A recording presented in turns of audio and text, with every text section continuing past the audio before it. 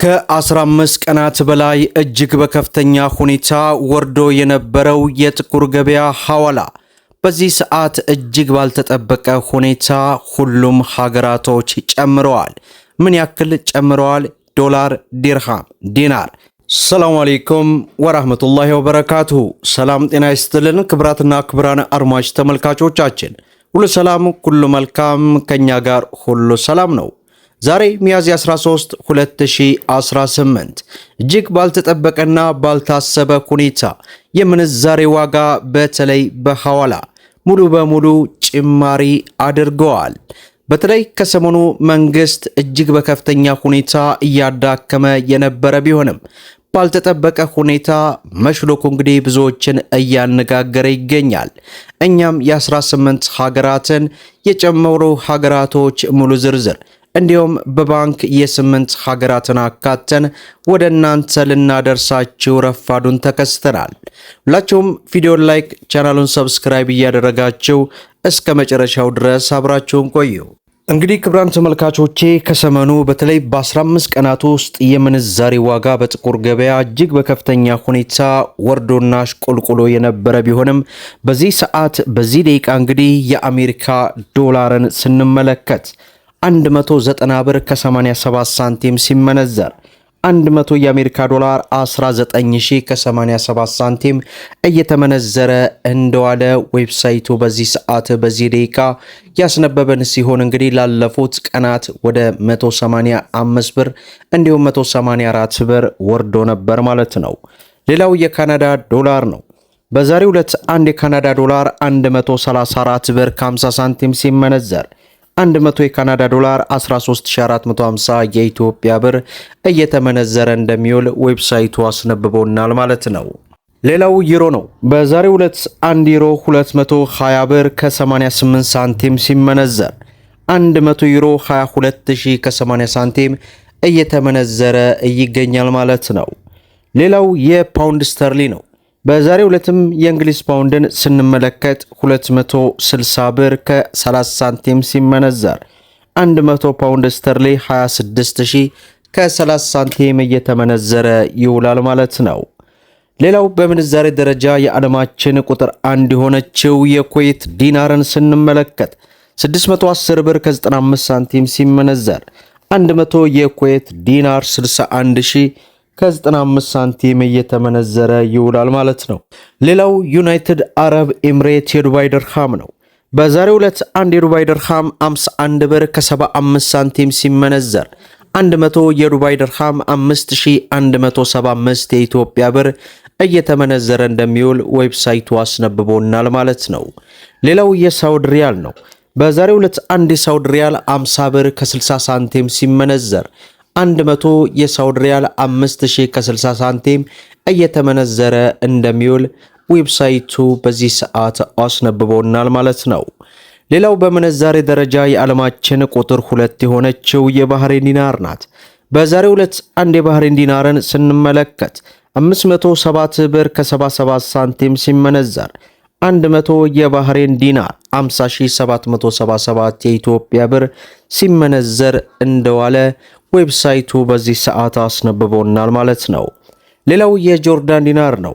በዛሬው ዕለት አንድ የጆርዳን ዲናርን ስንመለከት 269 ብር ከ06 ሳንቲም ሲመነዘር 100 የጆርዳን ዲናር 26906 የኢትዮጵያ ብር ሲመነዘር እንደሚውል ዌብሳይቱ አስነብቦናል ማለት ነው። ሌላው በምንዛሬ ደረጃ የዓለማችን ቁጥር 3 የሆነችው የኦማር ሪያል ናት። በዛሬው ዕለት አንድ የኦማር ሪያል 500 ብር ከ80 ሳንቲም ሲመነዘር 100 የኦማር ሪያል 50000 ከ80 ሳንቲም እየተመነዘረ ይውላል ማለት ነው። ሌላው የአውስትራሊያ ዶላር ነው። በዛሬው ዕለት አንድ የአውስትራሊያ ዶላር 133 ብር ከ70 ሳንቲም ሲመነዘር 100 የአውስትራሊያ ዶላር 13370 የኢትዮጵያ ብር ሲመነዘር ይውላል ማለት ነው። ሌላው የስዊስ ፍራንክ ነው። በዛሬው ዕለት አንድ የስዊስ ፍራንክ 139 ብር ከ99 ሳንቲም ሲመነዘር 100 የስዊስ ፍራንክ 13999 የኢትዮጵያ ብር ሲመነዘር ይውላል ማለት ነው። ሌላው የቻይና ዩዋን ነው። በዛሬው ዕለት አንድ የቻይና ዩዋን 26 ብር ከ20 ሳንቲም ሲመነዘር 100 የቻይና ዩዋን 2620 የኢትዮጵያ ብር ሲመነዘር ይውላል ማለት ነው። ሌላው የእስራኤል ሽቅል ነው። በዛሬው ዕለት አንድ የእስራኤል ሽቅልን ስንመለከት 60 ብር ከ08 ሳንቲም ሲመነዘር 100 የእስራኤል ሽቅል 6000 ከ8 ሳንቲም እየተመነዘረ እንደሚውል ዌብሳይቱ በዚህ ሰዓት በዚህ ደቂቃ ያስነበበንን መረጃ ወደ እናንተ አድርሰናል ማለት ነው። ሌላው በዛሬው ዕለት የኢትዮጵያ ንግድ ባንክ ዕለታዊ የምንዛሬ ዋጋ ዝርዝርን ስንመለከት አንድ የአሜሪካ ዶላርን 153 ብር ከ10 ሳንቲም ገዝቶ 156 ብር ከ16 እየሸጠ ይገኛል። ፓውንድ ስተርሊን 204 ብር ከ26 ሳንቲም ገዝቶ 208 ብር ከ34 ሳንቲም እየሸጠ ይገኛል። ዩሮን 181 ብር ከ36 ሳንቲም ገዝቶ 184 ብር ከ99 ሳንቲም እየሸጠ ይገኛል። የስዊስ ፍራንክን 193 ብር ከ20 ገዝቶ 197 ብር ከ08 እየሸጠ ይገኛል። የኩዌት ዲናርን 490 ብር ከ56 ሳንቲም ገዝቶ 500 ብር ከ37 እየሸጠ ይገኛል። የቻይና ዩዋንን 22 ብር ከ04 ገዝቶ 22 ብር ከ48 እየሸጠ ይገኛል። የዱባይ ድርሃምን 41 ብር ከ68 ገዝቶ 42 ብር ከ51 እየሸጠ ይገኛል።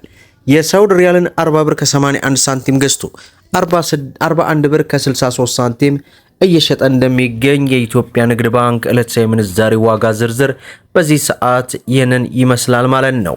በተጨማሪም እንደምታውቁት የኢትዮጵያ ንግድ ባንክ ማለትም ከየትኛውም አካባቢ ከዓለም ጫፍ እስከ ጫፍ ሆናችሁ በኢትዮጵያ ንግድ ባንክ በኩል ዶላርን ስትልኩ ካለው የምንዛሬ ዋጋ ተመኑ ላይ የ10 ብር ጉርሻ እንደተጠበቀ ነው ማለት ነው። ያ ማለት እናንተ በምትልኩበት ሰዓት ያለው የምንዛሬ ዋጋ ተመን ላይ የ10 ብር ጭማሪ ሲደረግ ወደ 167 ብር አካባቢ ማለት ነው የአንድ አሜሪካ ዶላር የምንዛሬ ዋጋ ተመን እጃችሁ ላይ ተመንዝሮ ይደርሳችኋል።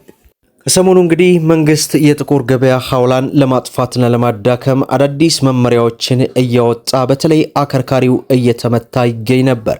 ዛሬ እጅግ ባልተጠበቀ ሁኔታ እንግዲህ ሁሉም ሀገራቶች ምስቅልቅል ብለው ጨምረዋል።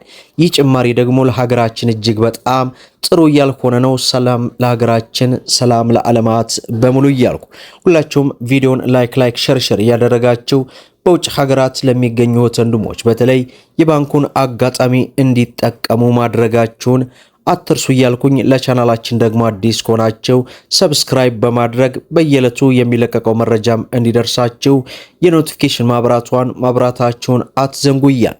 ለዕለቱ ያስኩላችሁ ዕለታዊ ምንዛሬ ዋጋ ዝርዝርና የዋጋ ተመን በባንክ እንዲሁም በሐዋላ ይህንን ይመስላል ማለት ነው። እስከ ፍጻሜው ድረስ አብራችሁን ስለቆያችሁ ልባዊ ምስጋናችን ይሰጠን። በሌላ ቪዲዮ እስከምንገናኝ ወሰላሙ አለይኩም ወራህመቱላህ።